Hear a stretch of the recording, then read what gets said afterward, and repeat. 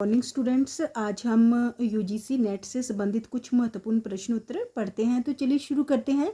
अपभ्रंश शब्द का प्रयोग सर्वप्रथम किसने किया? तो अपभ्रंश शब्द का प्रयोग सर्वप्रथम पतंजलि ने किया था। अपभ्रंश शब्द का सर्वप्रथम प्रयोग पतंजलि के महाभाष्य में मिलता है।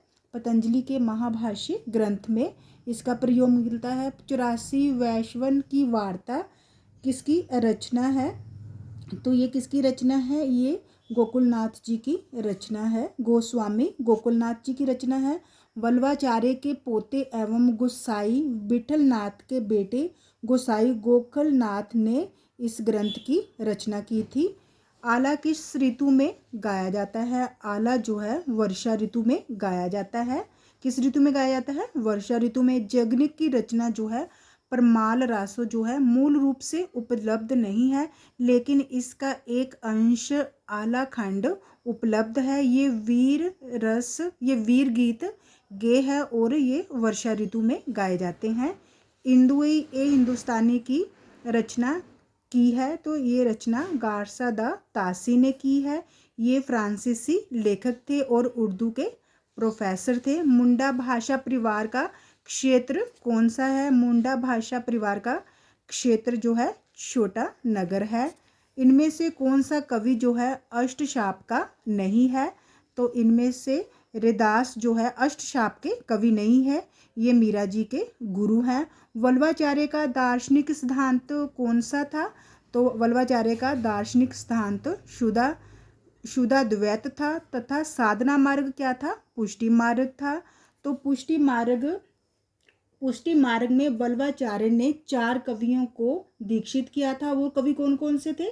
सूरदास, कुंभन दास, परमानंद दास व कृष्णदास को दीक्षित किया गया था। तो इनके मरणोपरांत जो है उनके पुत्र विठलनाथ आचार्य ने गद्दी संभाली और उन्होंने भी 4 कवियों, वो कवि कौन कौन से थे?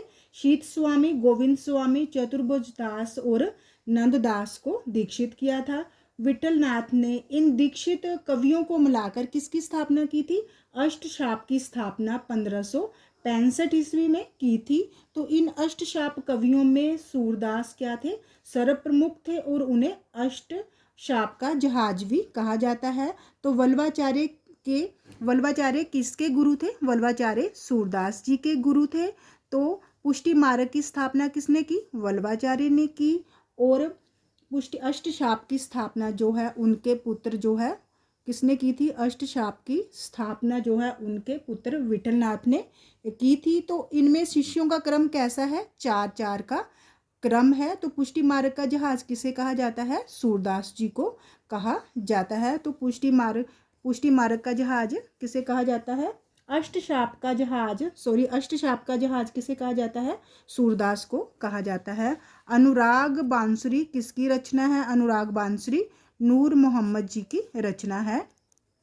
नैन नचाए कहीं मुस्काए लल्ला फिर आयो खेलन होरी, ये काव्य पंक्ति किस कवि की है? तो ये पद्माकर की काव्य पंक्ति है। धातु सेन प्रसाद के किस नाटक का पात्र है? तो यह स्कंद गुप्त का पात्र है।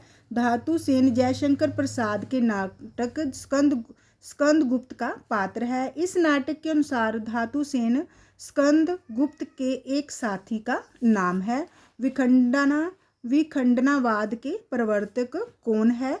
तो विखंडनावाद के प्रवर्तक देरिदा है। विखंडनावाद के प्रवर्तक का नाम क्या है? ज्याक देरिदा। 1930 जो फ्रांस के दार्शनिक, भाषाविद और उलोचक है। दक्षिण भारत हिंदी प्रचार सभा का मुख्यालय कहाँ पर स्थित है?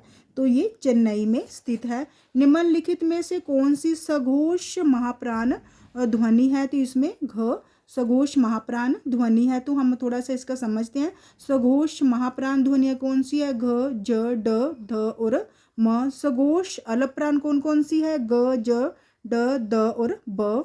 और अघोष अलप्राण क, च, ट, त और प। और अघोष महाप्राण ख, श, ठ, थ और फ। इनसे रिलेटेड भी प्रश्न आ सकते हैं। सघोष अलप्राण नासिक की ध्वनियाँ कौन सी है? तो प्रत्येक वर्ग का 5वां अक्षर जो है सघोष अलप्राण नासिके ध्वनि है। निम्नलिखित में से कौन सा पश्चस स्वर है? तो इसमें आंसर आएगा अ आएगा। जिन स्वरों के उच्चारण में जीव का पचस भाग काम करता है उन्हें पचस स्वर कहते हैं। तो ये कौन कौन से है? बड़ा आ, छोटा ऊ, बड़ा ऊ, ओ और अर्धचंद्र बिंदु वाले स्वर। हिंदी साहित्य का इतिहास सबसे पहले किसने लिखा है?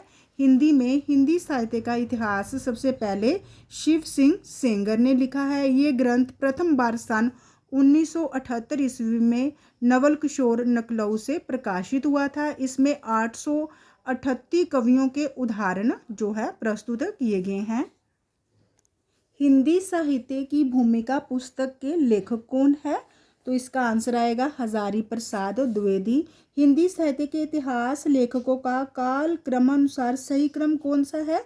तो इसका सही क्रम डी, गारसा दत्तासी, शिव सिंह सेंगर, मिश्र बंधु और रामचंद्र शुक्ल जो है इसका सही क्रम है। कालक्रम की दृष्टि से निम्नलिखित नाटकों का सही कालक्रम क्या है?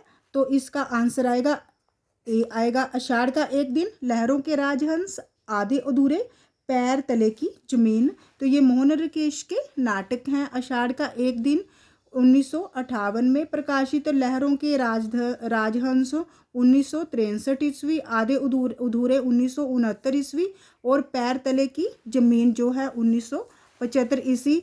इन सिद्धांतों को उनके आचार्यों के साथ सम्मिलित कीजिए। उत्पत्तिवाद के प्रवर्तक कौन है? तो इसमें तीसरा भट्ट जो है उत्पत्तिवाद के। अनुमितिवाद के प्रवर्तक कौन है? शंकुक है। अभिव्यक्तिवाद के प्रवर्तक अभिनव गुप्त और भुक्तिवाद के प्रवर्तक कौन है? भट्ट नायक जो है भुक्तिवाद के प्रवर्तक है। तो इसका आंसर सी आएगा। जैसे उत्पत्तिवाद, भट्ट, अनुमितिवाद, शंकुक, भुक्तिवाद, भट्ट नायक और अभिव्यक्तिवाद किसके हैं? प्रवर्तक। इसके परिवर्तक अभिनव गुप्त हैं। तो अब हम सुमेलित कीजिए। बसो मेरे नैनन में नंदलाल, ये किसकी पंक्ति है? तो मैंने पांचवा मीराबाई की पंक्ति। प्रभु जी मेरे अवगुण चितना धरो, तो ये सूरदास की पंक्ति है। अब लो नसानी अब ना नसे हो, तुलसीदास की। अव्वल अल्लाह नूर उपाया कुदरत के सब बंदे। तो अगर आपको एक भी इसमें आता होगा तो आप इसको मैच कर सकते हो। तो इसका आंसर कौन सा आएगा? इसका आंसर ए आएगा। बसो मेरे नैनन में नंदलाल, तो ये किसकी उक्ति है? पांचवी मीराबाई की। प्रभु मेरे अवगुण चितना धरो, तो ये तीसरी। तो इसका आंसर ए आएगा। कौन सा युगम संगत है? तो इसका आंसर आएगा वैराग्य संदीपनी। कौन सा युगम संगत है? वैराग्य संदीपनी संगत है, क्योंकि साहित्य लहरी पद्मावत की नहीं सूरदास की रचना है। लोकायतन निराला की नहीं सुमित्रा पंत की रचना है। सुमित्रानंदन पंत को चिदम्बरा पर 1968 ईस्वी में क्या मिला था? ज्ञानपीठ पुरस्कार मिला था। एक कंठ विश्वव्यापी किसकी रचना है? ये दुष्यंत कुमार की रचना है। तो अगर आपको मेरी वीडियो अच्छी लगी हो तो प्लीज़ इसे लाइक, शेयर और सब्सक्राइब कीजिए। धन्यवाद।